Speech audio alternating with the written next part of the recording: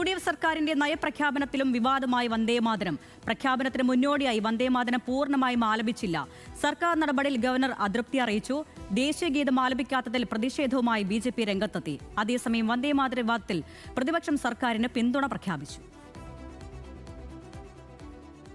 UDF മന്ത്രിസഭയുടെ സത്യപ്രതിജ്ഞാ ചടങ്ങിന് വന്ദേമാതരം പൂർണ്ണമായും ആലപിച്ചതിൽ വ്യാപക വിമർശനമുയർന്ന സാഹചര്യത്തിൽ നയപ്രഖ്യാപനത്തിന് മുന്നോടിയായി എന്ത് നിലപാടായിരിക്കും സർക്കാർ സ്വീകരിക്കുക എന്നതിലായിരുന്നു ആകാംക്ഷ.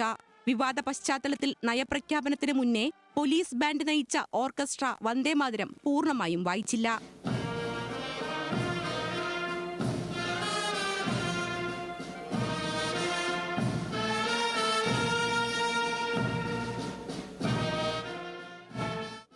ദേശീയഗീതം പൂർണ്ണമായും ആലപിക്കണമെന്ന നിർദ്ദേശം ലോക്ഭവൻ നൽകിയിരുന്നു.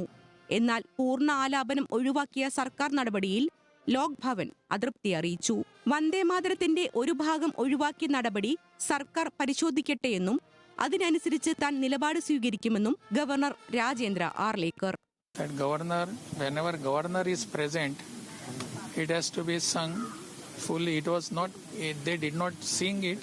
It was played only. But they could have done it. Let us see, they will rectify it. I had spoken to the speaker also. Let us see what is. ദേശീയഗീതത്തിന്റെ പൂർണ്ണ ആലാപനം RSS അജണ്ടയാണെന്ന് കുറ്റപ്പെടുത്തിയ പ്രതിപക്ഷം വിഷയത്തിൽ സർക്കാർ സ്വീകരിച്ച നടപടിക്ക് പൂർണ്ണ പിന്തുണ പ്രഖ്യാപിച്ചു. വന്ദേമാതരം മുഴുവനായിട്ട് ആലപിക്കേണ്ട കാര്യമില്ല. അതൊരു നേരത്തെ തന്നെ വ്യക്തത വരുത്തിയിട്ടുള്ള കാര്യമാണ്. അതിലെ ആദ്യത്തെ 2 ഇരടികളാണ് ചൊല്ലേണ്ടത്. അതാണ് ഇവിടെ ചൊല്ലിയത്. ആ ചൊല്ലിയതിന് മറ്റു തടസ്സങ്ങളില്ല.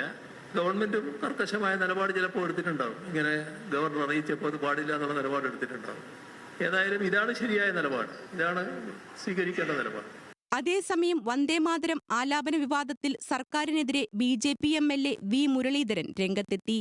ദേശീയഗീതം മുഴുവൻ വായിക്കുക എന്ന നിർദ്ദേശം ലംഘിക്കപ്പെട്ടെന്നും AICC സമ്മേളനത്തിൽ ആലപിച്ച ഗാനം മതനിരപേക്ഷതയ്ക്ക് ചേർന്നതല്ലെന്ന് തോന്നുന്നത് എന്തുകൊണ്ടെന്നും മുരളീധരന്റെ ചോദ്യം.